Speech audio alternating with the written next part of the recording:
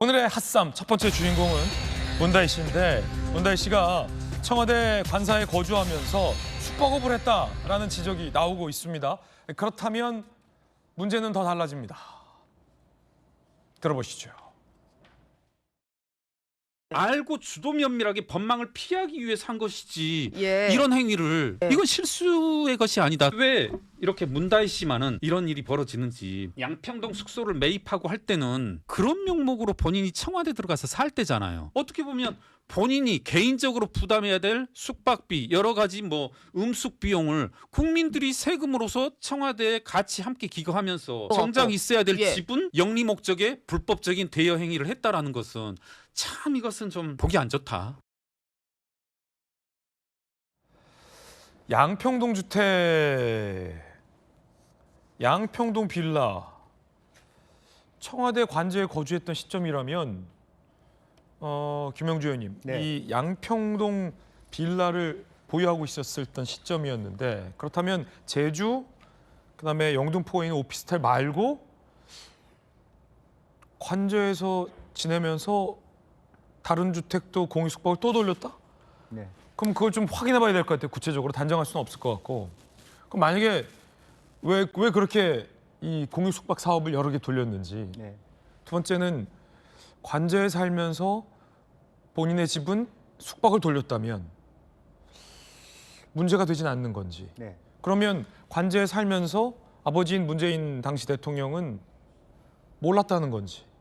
어떻게 보십니까? 두 가지죠. 제가 첫 번째 하나 의문이 풀렸어요. 왜 그 문다희 씨가 5년차 슈퍼 말하자면 공유자인지 슈퍼호스트인지. 슈퍼 호스트인지 영등포 때는 계산이 안 됐거든요. 그러네요. 왜냐하면 2022를 아무래도 5년이 안 돼요. 네. 그다음에 영등포는 2021년이거든요. 그다음에 그 제주도는 제주가 2022년. 아무래도 5년이 안 돼요. 그럼 앞에 2년은 뻥인가? 근데 뻥이 아니었어요. 이게 2019년을 계산해 보면 5년이 돼요. 양평동 주협을 매일 당시에 문다희 씨가 청와대에 거주하고 있었다. 네. 그래서 그런 부분이 벌써 본인이 사실은 자백한 거나 다름없어요. 5년차 슈퍼호스트라는 슈퍼호스트라고 하는 부분이.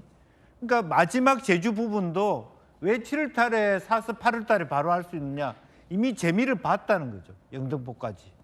그러니까 훨씬 더 제주도권이 돈이 배로 많거든요. 영등포권보다.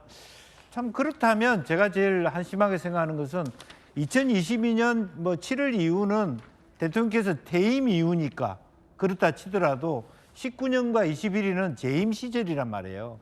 재임 시절인데 그동안에 또 대통령께서 갭 투자 뭐 이런 부분에 대해서 굉장히 심하게 얘기했었는데 양평권은 사실은 또 갭 투자 그런 의혹까지 같이 있거든요. 예. 그래서 지금 이것은 또 하나는 또 노무현 대통령 시절에는 이 친인척이나 자녀 문제에 대해서 굉장히 청와대가 엄격하게 거절해 왔어. 그런 일을 하면 안 됩니다. 근데 지금은 보면 뭐 태국권이나 지금권도 보면 청와대 직원이 문다희 씨를 도와줬다 이런 의혹들이 있어요. 아직까지 명쾌하지는 않지만 그렇다면 대통령실 자체도 인식이 잘못됐거나 실제로 문 대통령 입장에서도 뭐라고 얘기할 수 없는 그 당시 뭐 갭 투자 문제라든지 부동산 투기 과열일 때 저런 식의 어떤 일을 해온 것에 대해서 불법적인 행위를 한 것에 대해서 입이 10개라도 뭐 말을 할 수 없는 지경에 처하게 하는 거 아닌가 그런 생각이 들어서 굉장히 안타깝다는 생각이 듭니다. 자, 아직은 뭐 의혹입니다. 확인되지 않았고요. 문다희 씨가 제주, 뭐 영등포구, 양평 다 인정을 하고 부인을 하고도 있지 않은 그런 상황이기 때문에 현재는 의혹이 나왔고, 특히나 이제 뭐 제주와 영등포구 같은 경우에서는 자치단체가 경찰에 수사를 의뢰해서 경찰 수사가 이제 예고돼 있는 그런 상황이에요. 내사에 착수한 상황입니다.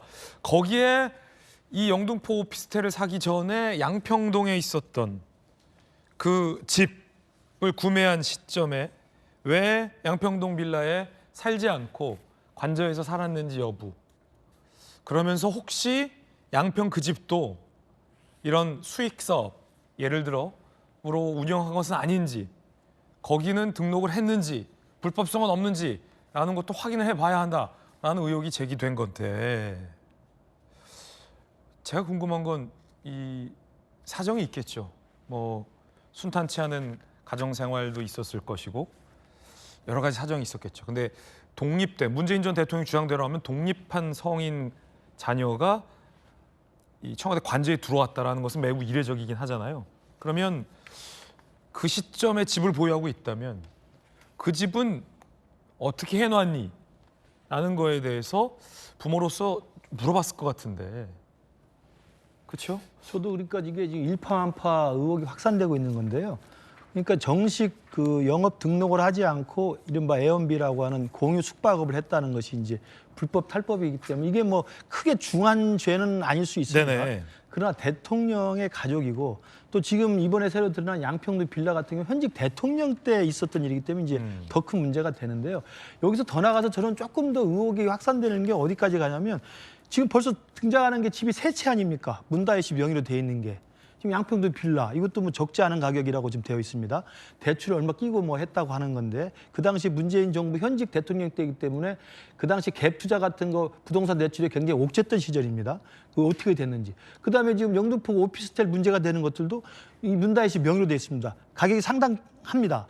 그다음에 제주에 있는 이른바 그 송기인 신부로부터 매입했다고 하는 것도 문다혜 씨 명의로 됐는데 이것도 가격이 상당해요. 벌써 문다혜 씨 명의로 세 채가 있었던 거예요. 저는 이 돈이 어디서 나왔는지부터 저는 궁금하다는 생각이 우선 듭니다. 왜냐하면 남편 따라서 태국까지 갔다가 결국 이제 이혼을 하고 돌아와서 관저까지 머물 정도였다고 한다면 뭔가 이제 경제적으로 어렵기 때문에 들어와서 한 거 아니겠어요? 근데 관저에 거주하면서 양평동에 빌라를 매입을 하고 거기에서 외국인 대상으로 공유 숙박을 했다는 게 지금 드러난 거라고 치면 도대체 이분은 그 많은 세 채의 건물 그 집을 어떻게 매입을 했으며 물론 이제 양평동은 매각을 했지만 매각하고 샀겠지만 그다음에 제주도까지 마찬가지고요. 그다음에 지금 본래 저분의 직업은 뭔지 잘 궁금해요. 그래서 지금 이 전업 에어비앤비 호스트라고 자기를 5년 경력이라고 했던 걸 보니까 전업 호스트 역할을 하는 걸 굉장히 큰 장래 희망으로 생각한 것 같아요. 그러니까 외국인 대상이거나 내국인 대상으로 이런 공유 숙박업 하는 것을 여러 개 갖고 있는 것을 자기 꿈으로 생각했던 것 같은데 저는 그런 걸 할 수는 있다고 봅니다만 그게 적절한 규율과 절차와 법을 지켰느냐가 문제이고요. 그런 과정에서 왜 지금 또 아무 말도 하고 있는 거죠? 저는 지난번에 음주운전도 많은 사람들이 공부를 샀지만 뭐 있을 수 있는 일이라고 생각할 수도 넘어갈 수도 있지만 그러면 당장 와서 사과를 하고 잘못을 인정해야 되는 거 아닙니까? 예. 13일 걸렸습니다. 저는 지금도 왜 입 다물고 있는 건지 설명해야 될 거 아닙니까? 그리고 궁금한 것처럼 마지막 궁금한 거. 네네. 지금 문다혜 씨는 어디 사시죠? 여기요. 요 근처에. 그러니까 그 집은 또 뭐죠? 저는 궁금해요. 네. 그래서 음주운전 한 다음에 그 파출소 들렸다가 귀가를 어디로 하셨는지 양평동도 아니고 지금 영등포 오피스텔도 아니고 제주도도 아니고 어디서 사시는지 궁금하긴 합니다. 네. 양평동 주택은 2021년도에 매각을 하고 한 것으로 되어 있습니다. 자, 그렇군요. 문다혜 씨가 지금 침묵을 이어가고 있는 것만큼은 맞습니다. 경찰이 문다혜 씨의 내사를 착수했습니다. 영등포구 오피스텔 불법 숙박업 운영 의혹 영등포경찰서 구청 수사 의뢰로 다혜 씨의 공중위생법 위반 혐의 사건을 내사 중이다. 유인촌 장관도 이 공유 숙박 영업 불법이라 판단된다. 조사하겠다라고 밝혔습니다. 들어보시죠.